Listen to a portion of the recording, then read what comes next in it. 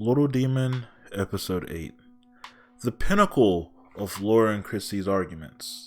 I feel like this is what the season has been leading to the entire time, and we're finally here, so let's just talk about it. The main plot of this episode, as many others, was Laura and Chrissy having an argument, but unlike most of the other ones, this time, Laura and Chrissy were getting a little bit more, spirited, some might say. Not spirited enough to hurt each other physically, but they were trying to hurt each other more on the emotional side. Eventually things did get physical though, but we'll talk about that later. I know some commenters mentioned this before, but I felt it a lot within this episode. I felt like the argument started off from something so small and it ended up scaling so large, and that is very much so realistic to a lot of arguments that some kids might have with their parents in real life. So I admire the details they went through to put that into here, and I also admire the fact that Darlene and Bennigan were a part of this episode as well.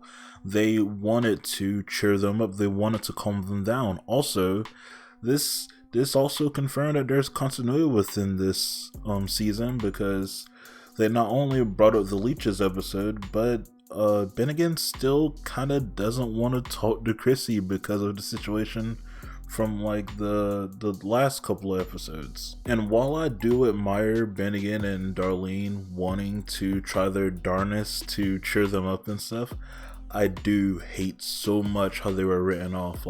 It's fine that they were written off for the episode because they would just be side characters getting in the way of what would be good storytelling, but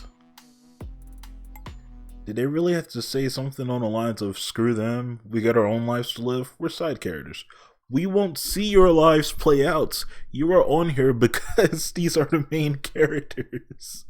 Of course it feels like your life revolves around them since they moved in, because you wouldn't have a TV show showing us your life without you being in her. Whatever, I don't care that much. It's just something that hurt me. Things did start to calm down at one point, but Satan did rear his little ugly head. We're going to talk about Satan in a second, but let me get through what he did. He ends up possessing some of the roaches and getting Laura's diary out.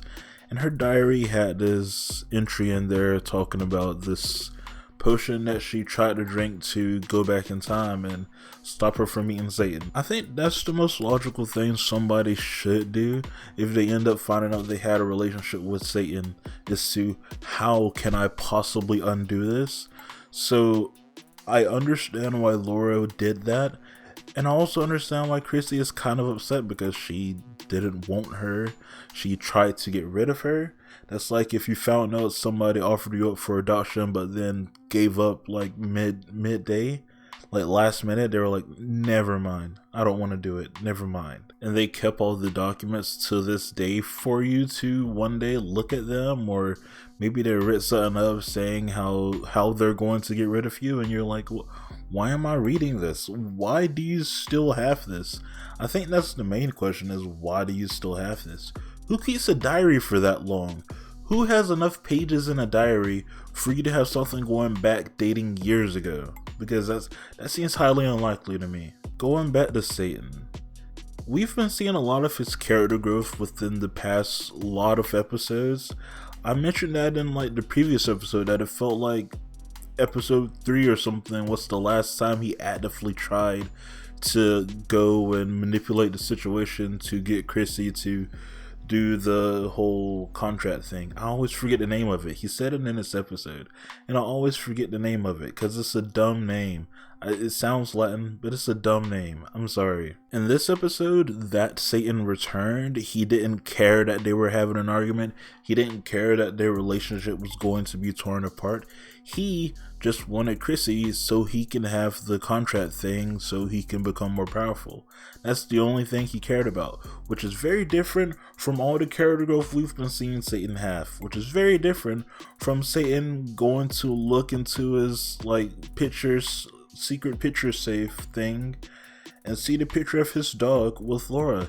Is very different from that, and I'm wondering if this is like a character regression, because maybe he was growing too much and a writer saw that and decided, let's let's bring it back a little bit. You know, we're speeding way ahead. Let's take it back a little bit, or I don't know. Maybe he has something else in mind. Like he's going on with the plan, and then last minute he decides, "Never mind. I can't do this. I can't get rid of my daughter," which may also be true. I don't know. It just feels kind of weird that he'd do this, in my opinion. Like I said, though, I really like this episode. I'm very curious on how the next couple episodes are going to kind of wind it up, because I feel like it's most things are only 10 episodes, so I feel like this is at least going to be 10 episodes.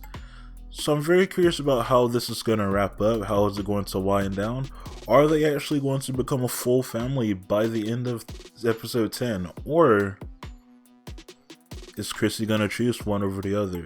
Is she going to be like, yes, I actually do want to be human, or yeah, nah, I love being a demon? I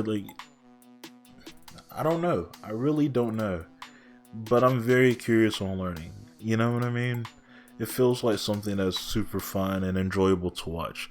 Some of the animation may be bad, you know? It very much so resembles This Is Done in Flash. It also looks like a lot of love and passion and stuff went into it as well, so you know, I'm kind of curious about where it goes. So let's just hope it goes somewhere good. That's all I can say.